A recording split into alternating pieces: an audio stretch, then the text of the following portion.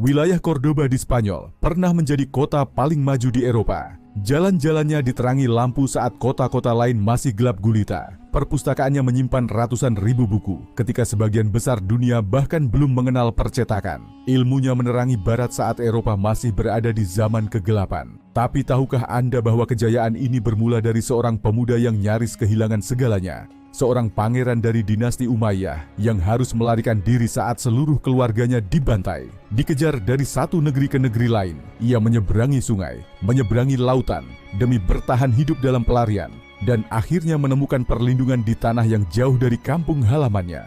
Namanya adalah Abdurrahman bin Muawiyah, seorang pelarian yang menjadi pendiri sebuah dinasti baru, seorang buronan yang mengubah Spanyol menjadi pusat peradaban dunia. Inilah kisah luar biasa Raja Wali Quraisy, sang pewaris yang tak terkalahkan. Pada puncak kejayaannya, dinasti Umayyah menguasai wilayah yang membentang luas dari Spanyol hingga Asia Tengah. Ibu kotanya, Damaskus, menjadi pusat pemerintahan dan kebudayaan Islam yang berkembang pesat. Di bawah kekuasaan Umayyah, peradaban Islam mengalami kemajuan pesat dalam bidang militer, arsitektur, dan ilmu pengetahuan. Namun, kejayaan ini tidak bertahan lama. Pada tahun 750 dinasti Abbasiyah merebut kekuasaan setelah berhasil menggulingkan Umayyah. Khalifah pertama Abbasiyah, Abu Abbas As-Saffah, memerintahkan pengejaran dan pembunuhan terhadap seluruh anggota keluarga Umayyah. Ia ingin menghapus jejak Umayyah dari sejarah, memastikan tidak ada yang bisa menantang kekuasaannya. Pasukan Abbasiyah menyerbu istana dinasti Umayyah di Damaskus dengan brutal. Dalam sekejap, gedung-gedung megah yang dulu menjadi pusat pemerintahan dipenuhi darah. Keluarga kerajaan dan para bangsawan dibantai tanpa ampun. Dalam kekacauan itu, satu pemuda dari garis keturunan Umayyah, Abdurrahman bin Muawiyah, berusaha menyelamatkan diri. Abdurrahman, yang saat itu baru berusia 21 tahun, melarikan diri dari Damaskus dengan hati penuh ketakutan dan kesedihan.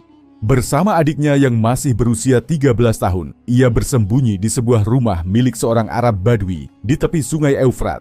Di tempat terpencil itu, ia berharap bisa terhindar dari kejaran pasukan Abbasiyah. Namun, pasukan Abbasiyah tidak menyerah begitu saja. Mereka menyisir setiap sudut, memastikan tidak ada anggota keluarga Umayyah yang tersisa. Setiap kota dan desa diperiksa, termasuk tempat persembunyian Abdurrahman. Ketika suara derap kuda terdengar semakin dekat, Abdurrahman tahu ia tidak punya banyak waktu. Tanpa pilihan lain, Abdurrahman dan adiknya melompat ke sungai Eufrat. Arus sungai yang deras menjadi satu-satunya harapan mereka untuk meloloskan diri. Dengan penuh keberanian, mereka berenang menyeberangi sungai yang luas, berusaha menjauh dari kejaran musuh. Setelah perjuangan keras, Abdurrahman berhasil mencapai tepi sungai. Ia menoleh ke belakang, berharap melihat adiknya berenang mendekat. Namun, ia melihat sesuatu yang membuat hatinya hancur. Adiknya mulai tenggelam, berjuang melawan arus yang kuat. Abdurrahman berharap pasukan Abbasiyah akan mengampuni adiknya karena usianya masih sangat muda. Namun harapan itu pupus ketika ia melihat mereka tetap membunuh adiknya dengan kejam. Dengan hati yang remuk, Abdurrahman melanjutkan pelariannya, bersumpah untuk membalas dendam atas kematian keluarganya.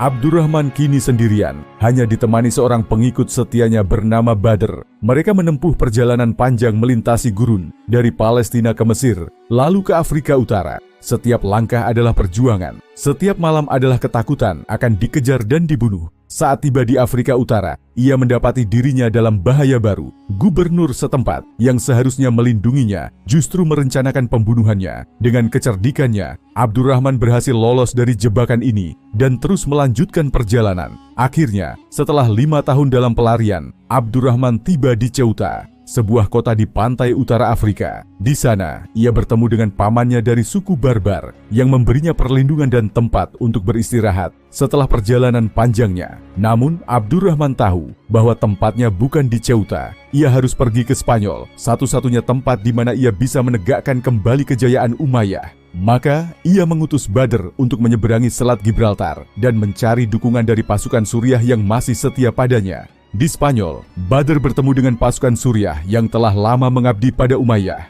Mereka masih menyimpan kesetiaan kepada keluarga Abdurrahman dan siap berjuang demi mengembalikan kejayaan mereka.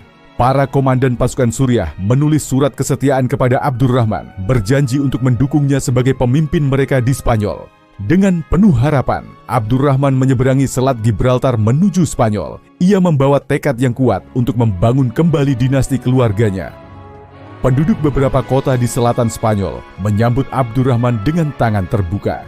Mereka melihatnya sebagai pemimpin baru yang akan membawa stabilitas ke wilayah mereka. Namun, tidak semua orang senang dengan kedatangan Abdurrahman. Yusuf Al-Fihri, gubernur Andalusia, melihatnya sebagai ancaman dan mulai mempersiapkan pasukan untuk menghadangnya.